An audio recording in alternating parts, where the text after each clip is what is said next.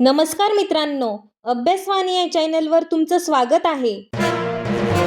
अभ्यासवाणी, रोज अभ्यास, रोज प्रगती.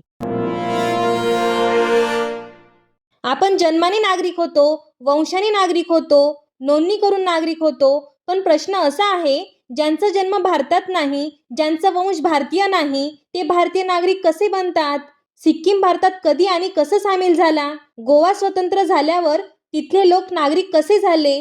आणि एखाद्या परदेशी व्यक्तीला भारतीय नागरिकत्व मिळू शकतं का? आजच्या लेक्चरमध्ये आपण पाहणार आहोत स्वीकृतीद्वारे नागरिकत्व, प्रदेशाच्या समावेशाने नागरिकत्व आणि नागरिकत्व कसं संपतं. हे तिन्ही विषय केवळ कायदेशीर नाहीत, तर परीक्षेला खूप आवडणारे आणि कन्सेप्च्युअल आहेत. इथे आपण फक्त डेफिनेशन नाही पाहणार, तर उदाहरणांमधून समजून घेणार. जसं सिक्कीम, गोवा, परकीय नागरिक आणि नागरिकत्व काढून घेण्याचे मार्ग. हा भाग नीट समजला तर नागरिकत्वाचा संपूर्ण अध्याय क्लिअर होईल. आतापर्यंत आपण 3 मार्ग पाहिले: जन्माने नागरिकत्व, वंशाने नागरिकत्व आणि नोंदणीद्वारे नागरिकत्व. हे सगळे मार्ग काही विशेष नातेसंबंधावर किंवा सवलतींवर आधारित होते. पण आता आपण असा मार्ग पाहणार आहोत जो परदेशी नागरिकांसाठी सर्वसाधारण मार्ग मानला जातो. हा मार्ग म्हणजे स्वीकृतीद्वारे नागरिकत्व. स्वीकृतीद्वारे नागरिकत्व म्हणजे एखादी परदेशी व्यक्ती दीर्घकाळ भारतात वास्तव्यास राहते, भारतीय समाजात मिसळते आणि कायद्याने ठरलेल्या अटी पूर्ण करते, तर तिला भारतीय नागरिकत्व दिलं जातं. हे नागरिकत्व सरकारच्या निर्णयावर आधारित असतं, आपोआप मिळत नाही. स्वीकृतीद्वारे नागरिकत्वाची सगळ्यात महत्त्वाची अट म्हणजे 11 वर्षाचा वास्तव कालावधी. तो कसा?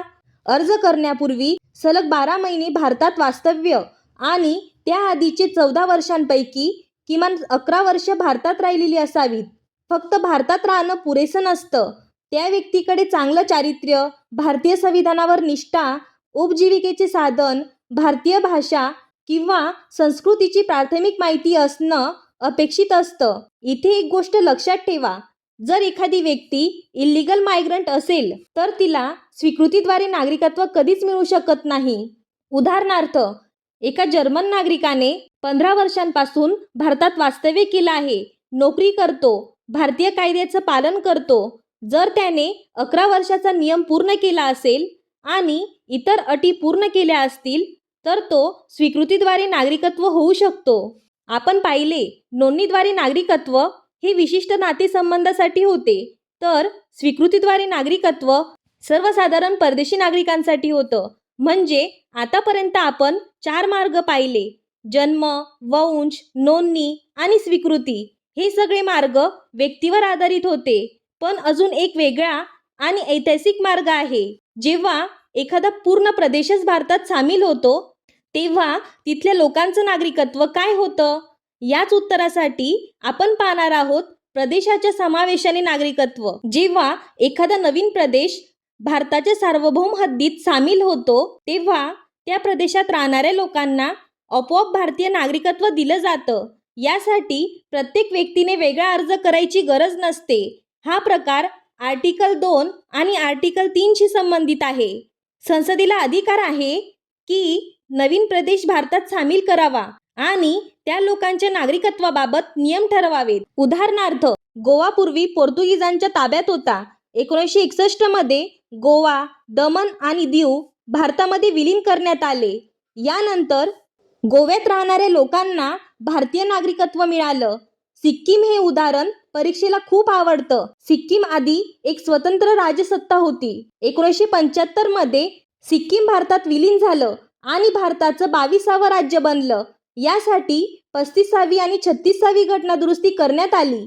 यानंतर सिक्कीममधील नागरिकांना भारतीय नागरिकत्व मिळालं. प्रदेश भारतात सामील झाला म्हणजे लगेच नागरिकत्व मिळतं, पण हे संसदेने ठरवलेल्या अटींवर आधारित असतं. म्हणजे नागरिकत्व संविधान आणि संसद दोघांच्या नियंत्रणात असतं. आतापर्यंत आपण नागरिकत्व मिळवण्याचे 5ही मार्ग पूर्ण केले.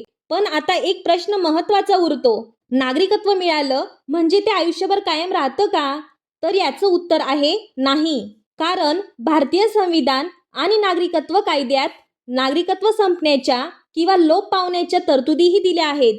नागरिकत्व लोप किंवा समाप्ती म्हणजे कायदेशीररित्या भारतीय नागरिकत्व संपणं. पहिला मार्ग म्हणजे नागरिकत्वाचा त्याग. जेव्हा एखादा भारतीय नागरिक स्वतःच्या इच्छेने दुसऱ्या देशाचं नागरिकत्व स्वीकारतो आणि भारताचं नागरिकत्व सोडतो, तेव्हा त्याला नागरिकत्वाचा त्याग म्हणतात. उदाहरणार्थ, एखादी व्यक्ती अमेरिकेचं नागरिकत्व स्वीकारते आणि भारत सरकारला अर्ज करून भारतीय नागरिकत्व सोडते. मायनर चिल्ड्रन्सचे नागरिकत्व आपोआप संपत नाही. दुसरा मार्ग आहे नागरिकत्व संपुष्टात येणं.